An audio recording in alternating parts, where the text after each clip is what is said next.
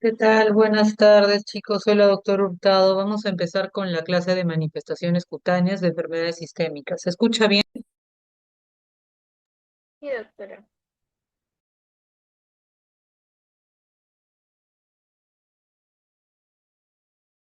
¿Me pueden indicar si la diapositiva cambia? Sí, doctora, buenas tardes. Sí, cambia. Ya. Bueno, entonces vamos a iniciar y en esta oportunidad vamos a hablar acerca de las manifestaciones cutáneas de enfermedades sistémicas. Entonces, en este caso vamos a tener que nosotros que recordar que la piel no solo es un órgano aislado, sino que debemos considerarlo como un sistema, ya que la piel muchas veces va a ser el reflejo de cambios que pudieran tener enfermedades internas. Entonces, nosotros vamos a ver que las manifestaciones cutáneas muchas veces son la única expresión de otros trastornos sistémicos e incluso de enfermedades oncológicas. Entonces, el conocimiento también de estas enfermedades nos va a ayudar mucho a nosotros a hacer un diagnóstico clínico que sea o un diagnóstico precoz.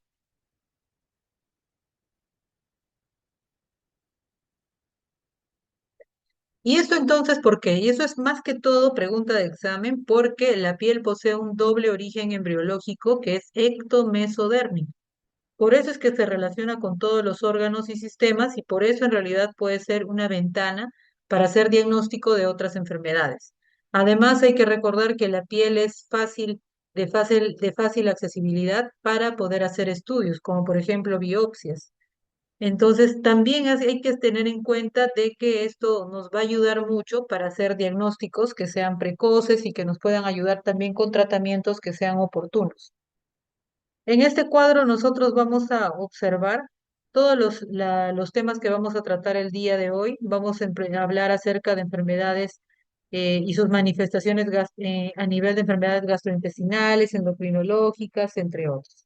Vamos a ir avanzando porque también estamos con el tiempo. Entonces, vamos a hablar entonces acerca de las manifestaciones cutáneas asociadas a enfermedades digestivas. Hay que recordar que las manifestaciones cutáneas asociadas a enfermedades gastrointestinales pueden clasificarse en específicas e inespecíficas y también reactivas o asociadas a otros síndromes hereditarios, no se olviden de eso. Entonces, las lesiones específicas en la piel reproducen en la piel el mismo acceso patológico que ocurre en el intestino. Por ejemplo, los granulomas de Crohn metastáticos. Las manifestaciones que sean reactivas, en cambio, van a producir como consecuencia de la respuesta inmunológica sistémica, como por ejemplo el eritema nodoso, el pioderma gangrenoso y el síndrome del SWIT, por mencionar algunas. También existen otros síndromes hereditarios que se asocian a lesiones cutáneas con poliposis gastrointestinal o alteraciones vasculares que nosotros vamos a ir viendo a lo largo de esta presentación. Entonces, vamos a hablar entonces acerca del pseudosantoma elástico y este es un trastorno hereditario y lo que vamos a encontrar es que hay una alteración del tejido elástico por calcificación progresiva y elastorrexis de las fibras elásticas de la dermis reticular, principalmente de la piel, de la retina y los vasos. Puede iniciar a los 20, 30 años y clínicamente se va a presentar con estas placas amarillas que son de superficies similares a un empedrado o como piel de gallina. Y esto puede presentarse en pliegues como el cuello, el pliegue axilar, inguinal o periumbilical. En esta imagen, por ejemplo, que es más cercana, podemos ver mejor la placa que simula un empedrado. En esta otra también, a nivel axilar, a nivel de la fosa poplitea. Vamos a continuar. La telangiectasia hemorrágica hereditaria, conocida también como el síndrome de Rendu-Oswestder, esta es una enfermedad autosómica dominante y se trata de una displasia vascular, pero es multisistémica que produce dilataciones anormales de vasos pequeños sanguíneos, tanto en la piel como en la mucosa. Esto puede comenzar durante la adolescencia con telangiectasias y la manifestación más frecuente es la epíxtasis recurrente y puede incluso, pregunta de examen, aparecer en el 90% de los pacientes. Entonces, con el transcurso de los años, estas telangiectasias muchas veces pueden extenderse hacia los labios, como vemos en la imagen, la lengua, la cara o incluso los pulpejos de los dedos. También pueden existir malformaciones arteriovenosas pulmonares, hepáticas. Entonces no nos olvidemos de esto. Vamos a ver. El síndrome de Garner, en este caso, esta enfermedad hereditaria tiene una triada clásica, que son la aparición de ostomas múltiples, poliposis gastrointestinal, tumores mesenquimatosos en la piel y tejidos blancos. Por ejemplo, a nivel de la imagen, en la imagen ya podemos observar estas lesiones nodulares a nivel del ángulo de la mandíbula, ¿no? Y también podemos observar múltiples quistes epidermoides distribuidos en el rostro, similares a las hiperplasias sebáceas en la imagen, ¿no? Pero no en el tejido en sí. Otro es el síndrome de Peutz-Jeghers. Este trastorno probablemente ustedes ya lo han escuchado. Se trata de un trastorno autosómico dominante, donde los pólipos se localizan a nivel gastrointestinal, son amartosos y por lo tanto va a muchas veces producir una alteración del tejido conjuntivo. Clínicamente, esos pacientes pueden presentar estas máculas que confluyen muchas veces y pueden formar estas manchas pigmentadas o lentiginosas, de un color medio marrón o azuladas, en los labios o en los pulpejos de los dedos. Esto también ustedes ya probablemente lo han mencionado en alguna de las clases y se trata de la dermatitis herpetiforme y esta es una manifestación cutánea muy frecuente de la enfermedad celíaca, porque incluso pueden leer ustedes acá, más del 85% de los pacientes muestra una inflamación intestinal en la biopsia yeyunal. Entonces, los signos y los síntomas concomitantes a los de la mala absorción son proporcionales también a la gravedad de la enteropatía por gluten. Entonces, clínicamente, ¿qué van a presentar estos pacientes? Van a tener pápulas y vesículas eritematosas agrupadas, sobre todo en las superficies extensoras de los antebrazos, codos, rodillas, glúteos. Es decir, en donde está cercana al hueso. ¿Entienden? Entonces, no se olviden de eso. Eso puede ser una pregunta de examen. Y la histología clásica, vamos a ver nosotros, que es una ampolla a nivel de la membrana basal, con neutrófilos intrapapilares y la inmunofluorescencia va a detectar depósitos de IgA granular en las prolongaciones de las papilas de la dermis, así como las que vemos acá. Por ejemplo, acá vemos un paciente que tiene múltiples vesículas que están agrupadas sobre un fondo más eritematoso a nivel de los codos. También vemos la histología en este caso, ya nos está mostrando una ampolla, no se olviden, subepidérmica asociada a la acumulación de neutrófilos en las papilas dérmicas. Ahora, cuando hablemos acerca de la enfermedad inflamatoria intestinal, esta comprende la enfermedad de Crohn y también la colitis ulcerosa. Vamos a ver que se estima entre el 10-15% de los pacientes pueden presentar manifestaciones cutáneas y pueden clasificarse en específicas y también en inespecíficas. Las lesiones cutáneas en este caso van a presentar, las lesiones que son específicas presentan granulomas que son similares a los que se encuentran en el intestino y son más frecuentes a las que están asociadas en la enfermedad de Crohn. Pueden aparecer alrededor de la boca, región perianal, etcétera. Entonces, cuando se encuentran a distancia, se utiliza el término de Crohn metastásico, aunque, recuerden, no se trata de una metástasis tumoral. Y la manifestación, en este caso inespecífica o reactiva, pregunta de examen, incluyen al eritema nodoso, pioderma gangrenoso, síndrome de Sweet y las lesiones aftosas. Muchas de esas lesiones también se correlacionan con la actividad de la enfermedad. Entonces hay que tener en cuenta eso. Vamos a pasar a hablar entonces acerca del eritema nodoso. Y en este caso vamos a ver nosotros que, a ver acá, que la clínica del eritema nodoso se van a presentar como lesiones nodulares, subcutáneas, dolorosas, con color rojo, púrpura, que pueden medir incluso hasta 5 centímetros de tamaño y predominan en las zonas de los miembros inferiores y es muy frecuente en pacientes del sexo femenino. Si bien es cierto, esto es autolimitado, hay que recordar que puede coincidir con la actividad de la enfermedad inflamatoria intestinal. ¿Ya? Entonces, esto va a mejorar con el tratamiento subyacente de la enfermedad. Entonces, entre las opciones de tratamiento incluyen elevación de piernas, medias de compresión, analgésicos y medicamentos antiinflamatorios. Ahora, la enfermedad grave también es poco común, pero al presentarse una mujer con estas lesiones, nosotros tenemos que empezar a investigar si quizás esté asociado a la enfermedad inflamatoria intestinal. ¿ya?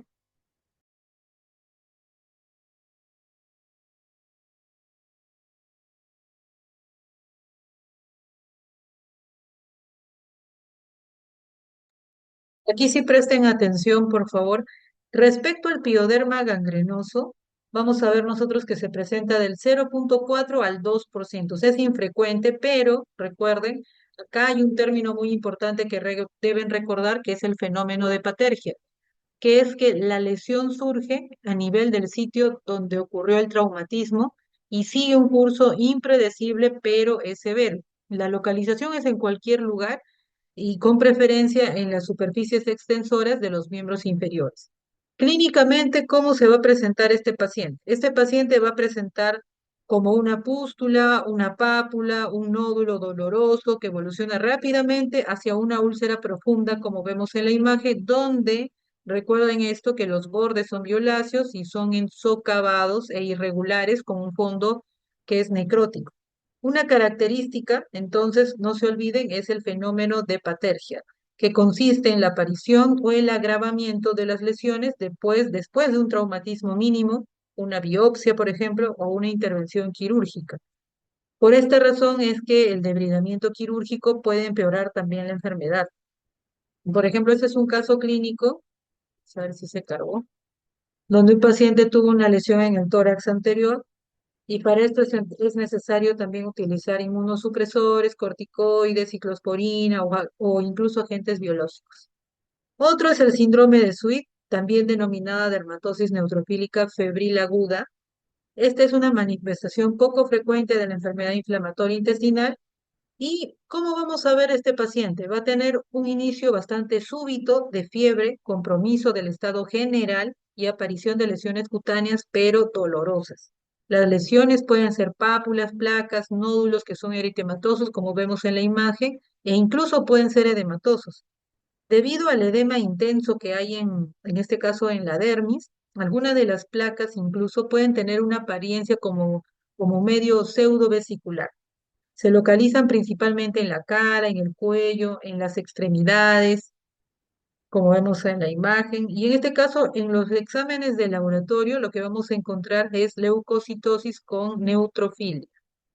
Histológicamente, lo que vamos a encontrar, lo que vamos a encontrar es un infiltrado denso de neutrófilos acompañados de edema sin una verdadera vasculitis. Por ejemplo, acá ya en la imagen podemos ver estos pacientes que tienen unas placas ovaladas eritematosas, muy eritematosas, y este paciente presenta ya una evolución bastante tórpida, ¿no? Bastante amplia. Otras son las aftas orales, y estas están asociadas también a los pacientes con enfermedad inflamatoria intestinal, y en este caso, debido a la inflamación y ulceración, se relaciona también con la actividad de la enfermedad. En este caso, pueden incluir periodontitis, entre otras. El tratamiento en este caso van a ser esteroides tópicos para las lesiones orales.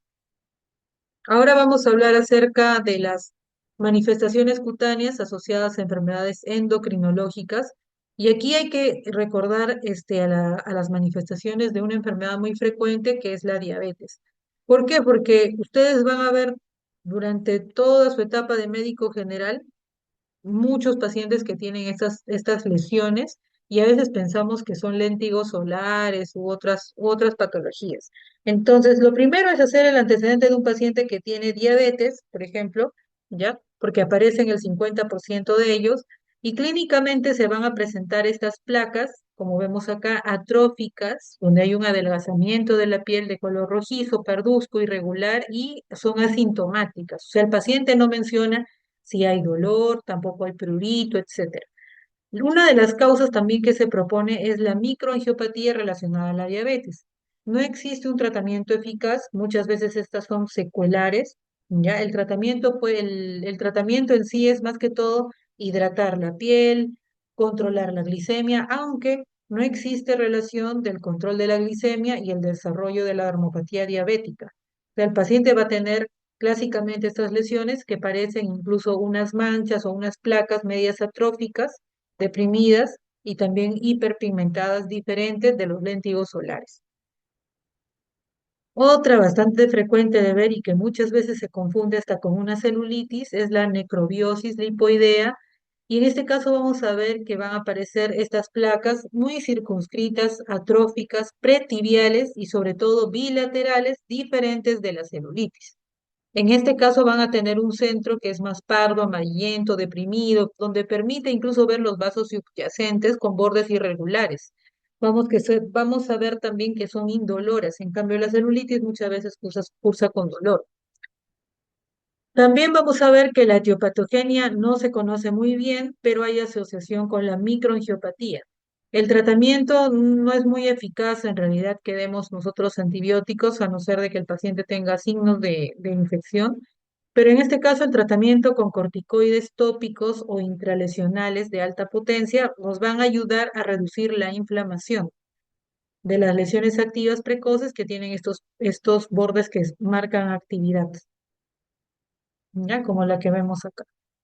Otra es la acantosis nigricans y hay que recordar que la acantosis se caracteriza por presentar placas que son pigmentadas, engrosadas de superficie, como la ven acá, aterciopeladas.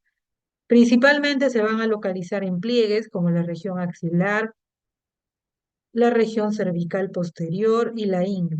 No se trata solamente de una pigmentación, es decir, el paciente a veces viene a la consulta porque desea usar despigmentantes para esta zona, pero en este caso también hay que observar de que el examen también, en el examen físico vamos a observar que hay un aumento del grosor y hay acentuación también de los pliegues. Por eso es que se menciona que son pliegues aterciopelados. En la fisiopatología lo que vamos a observar es que hay resistencia a la insulina. Esta resistencia a la insulina produce una hiperinsulinemia que es compensatoria. Entonces, en concentraciones altas vamos a ver que la insulina activa los receptores de factores de crecimiento que son similares a la insulina tipo 1 en los queratinocitos y en los fibroblastos. Esto a su vez va a estimular la proliferación y va a haber una hiperkeratosis, papilomatosis de aspecto aterciopelado clásico que ven en la imagen. ¿Ya?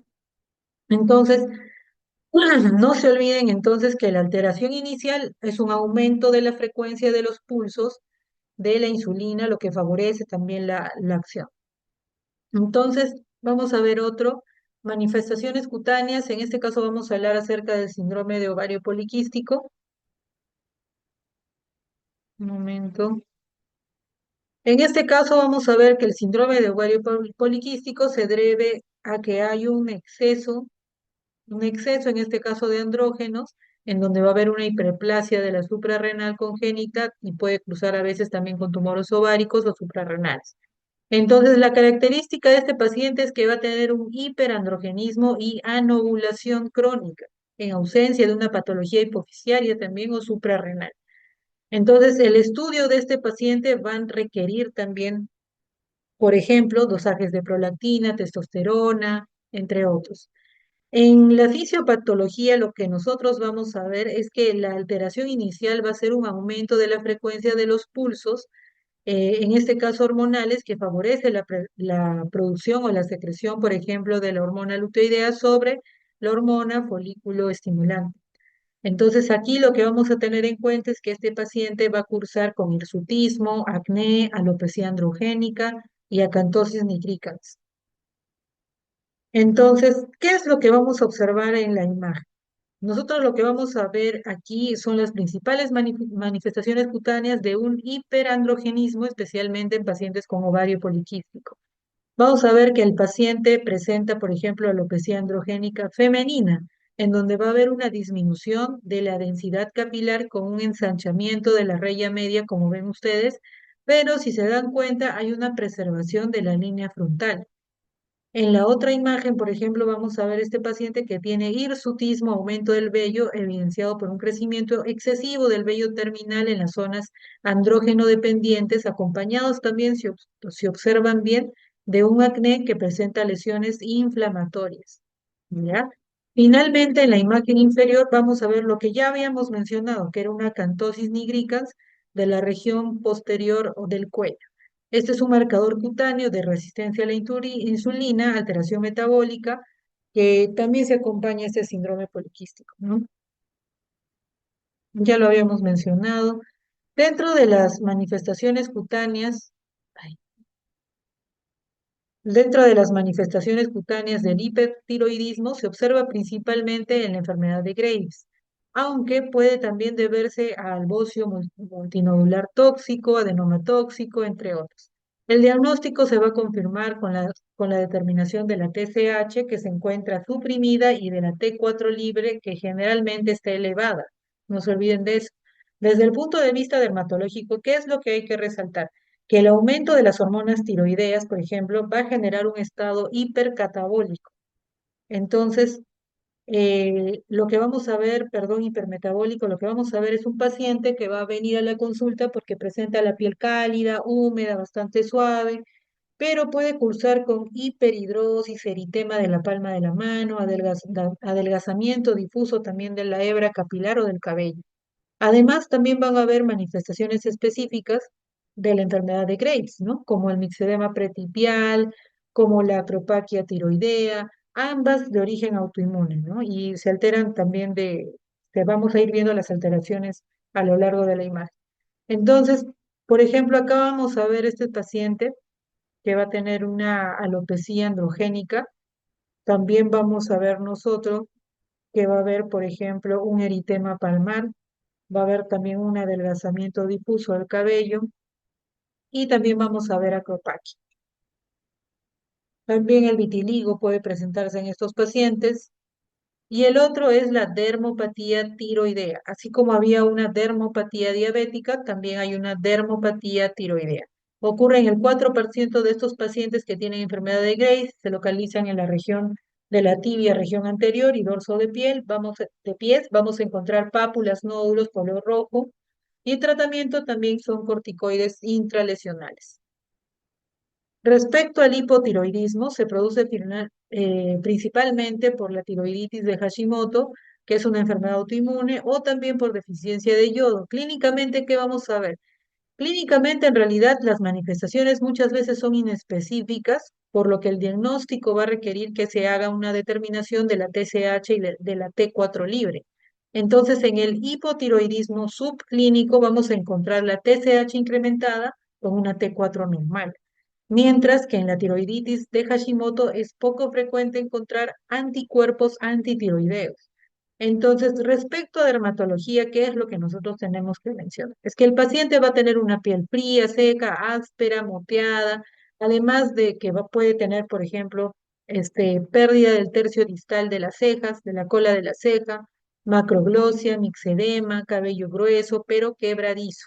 Entonces, eso es lo que vamos a mencionar. Entonces, para que recuerden para el examen, paciente con hipotiroidismo presenta piel fría, áspera, mixedema, más pérdida del tercio distal, lateral de las cejas y cabello grueso quebradizo. ¿Ya? Entonces, esto junto con los exámenes de laboratorio nos van a ayudar. Aquí vemos la cerosis, ¿no? Dentro de las manifestaciones cutáneas asociadas a las enfermedades del sistema nervioso central. Vamos a mencionarlas un poquito más veloz porque ustedes probablemente ya lo han hecho incluso en neurología, es la neurofibromatosis tipo 1. En este caso vamos a ver lo clásico, que son las manchas café con leche, que son desde el nacimiento. También vamos a ver a las pseudoefélides axilares, como las que vemos en la imagen, que son unas máculas hiperpigmentadas ovaladas, o también en la región inguinal. Pero cuando se localizan en la ingle, se denominan signo de Crowe. Y los neurofibromas al final también de la infancia. A nivel del sistema nervioso central, vamos a ver que esos pacientes pueden desarrollar incluso tumores. ¿Ya? Y las complicaciones hasta en el 20% puede desarrollar en la infancia, por ejemplo, neurofibromas, plexiforme y escoliosis. ¿Ya? Entonces vamos a ir observando. En la esclerosis tuberosa, vamos a ver nosotros acá, también conocida como enfermedad de Burnibe, este es un síndrome neuromucocutáneo de herencia autosómica, donde vamos a ver que se caracteriza por el desarrollo de amartomas en múltiples órganos debido a la alteración en la regulación del crecimiento celular. Entonces, clínicamente, ¿qué lesiones vamos a ver en la piel? Las lesiones más frecuentes van a ser los que vemos en la imagen A, los angiofibromas faciales, ¿ya? Que es, en este caso vamos a ver múltiples pápulas rosadas o eritematosas distribuidas de forma simétrica en la región centrofacial. Y en la imagen B vamos a ver una placa fibrosa, como la que vemos, Además, pueden presentarse también máculas hipomelanóticas en hoja de fresno, como la que vemos acá, ¿ya? También se pueden presentar, por ejemplo, acá ya a modo de resumen, podemos ver entonces los fibromas periunguiales de Cohen, las manchas café con leche que habíamos mencionado, las máculas hipomelanóticas en hoja de fresno, son lesiones características, no se olviden.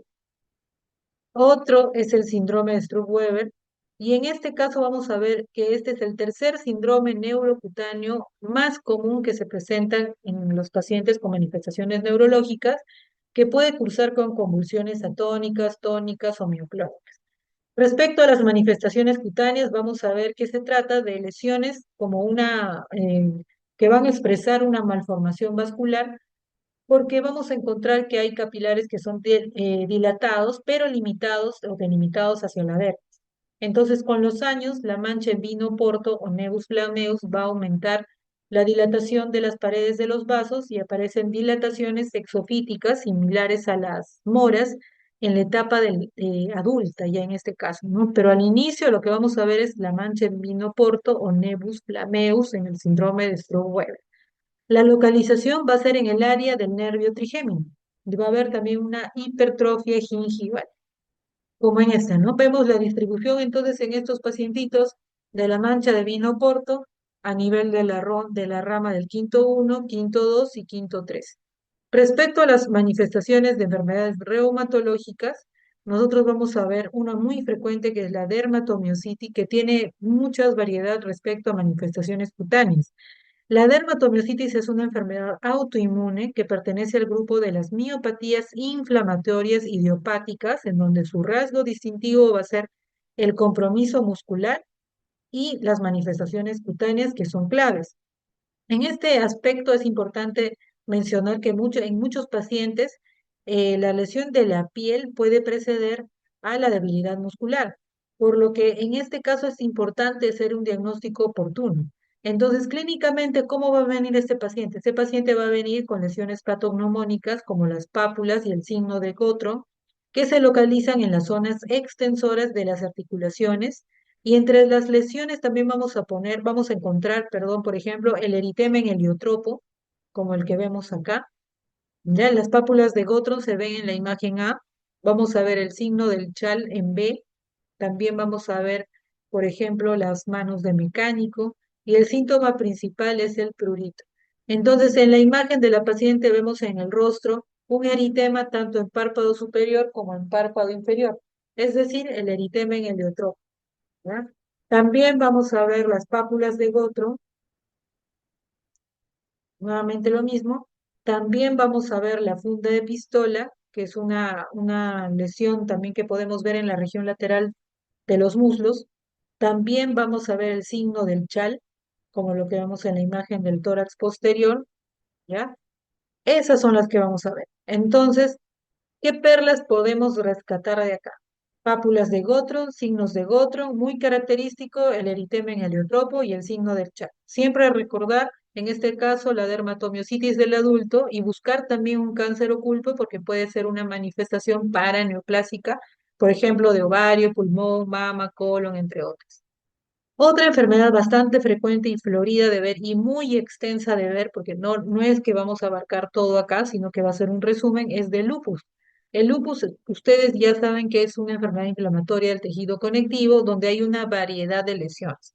Entonces, en este caso, desde un punto de vista dermatológico, las lesiones pueden ser la primera manifestación de la enfermedad y variar desde formas leves hasta lesiones que son muy extensas asociadas a la actividad sistémica.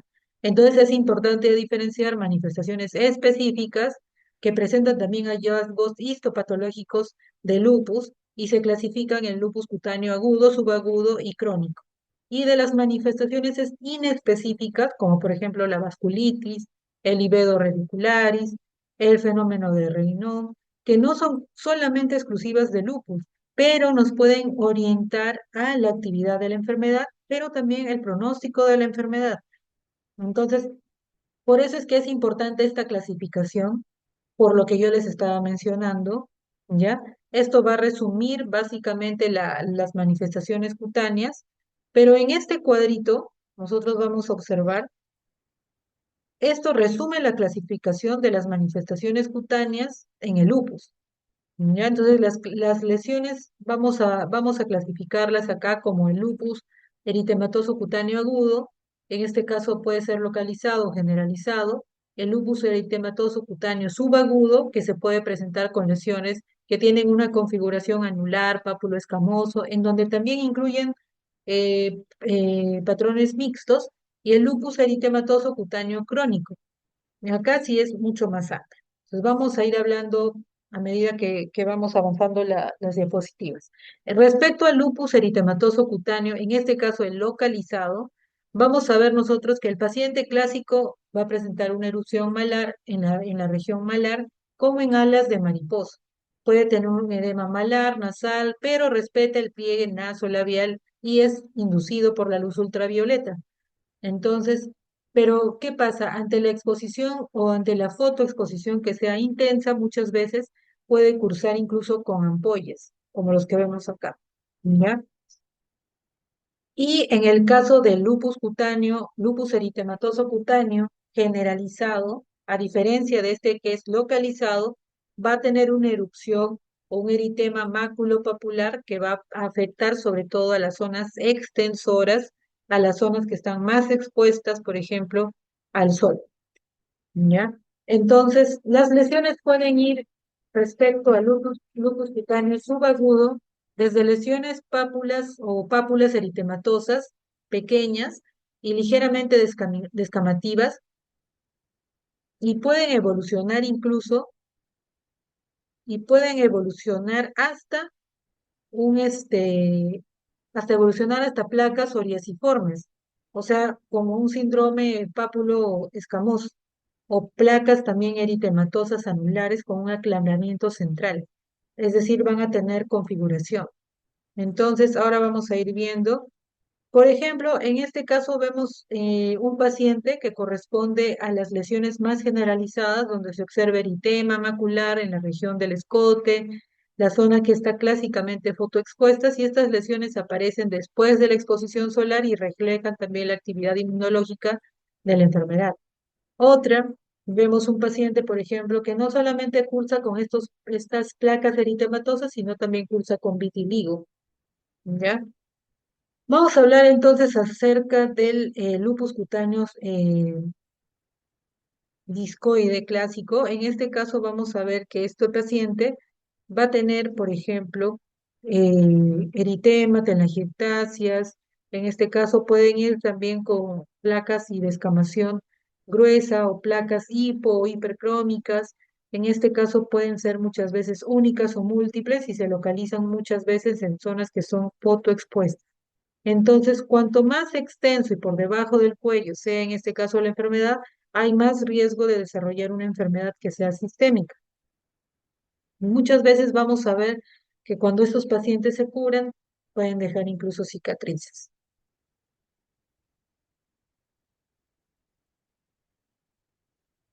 Acá vamos a observar nosotros de que este paciente, por ejemplo, ya tiene una alopecia cicatricial luego de que se presentó la enfermedad.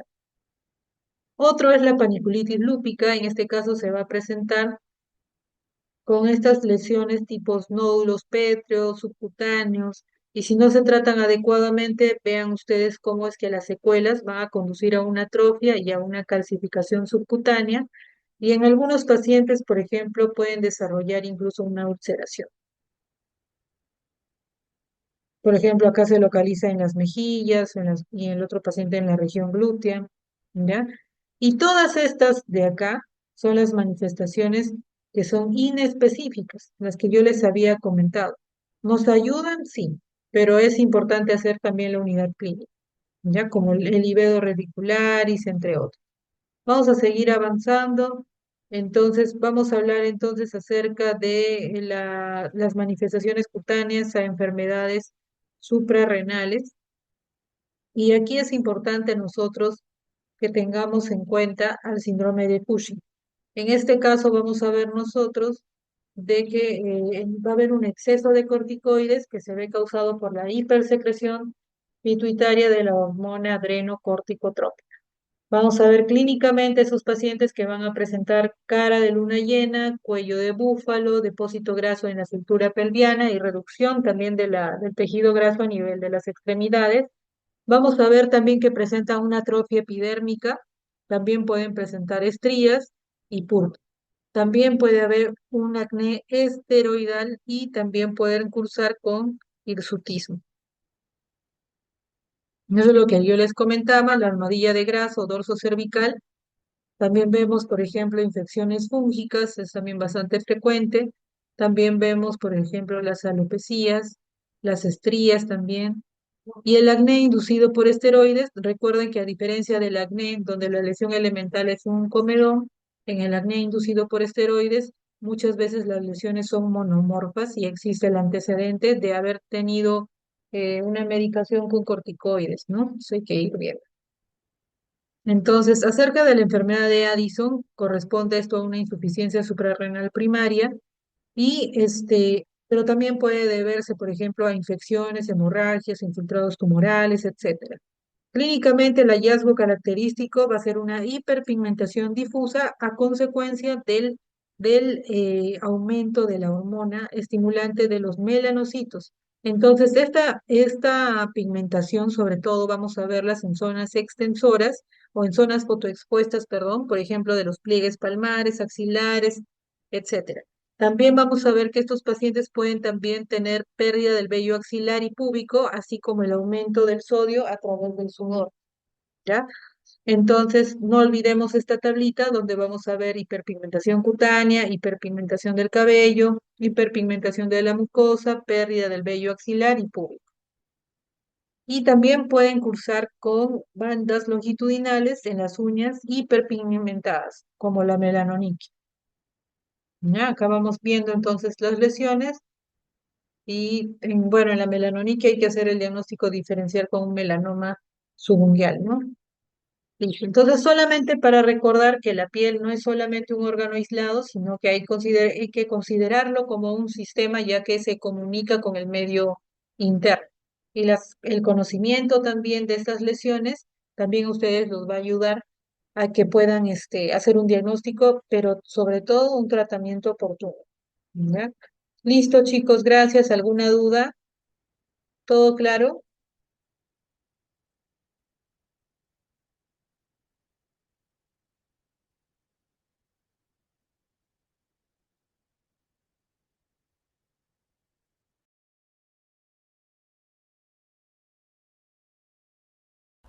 Todo claro, doctora.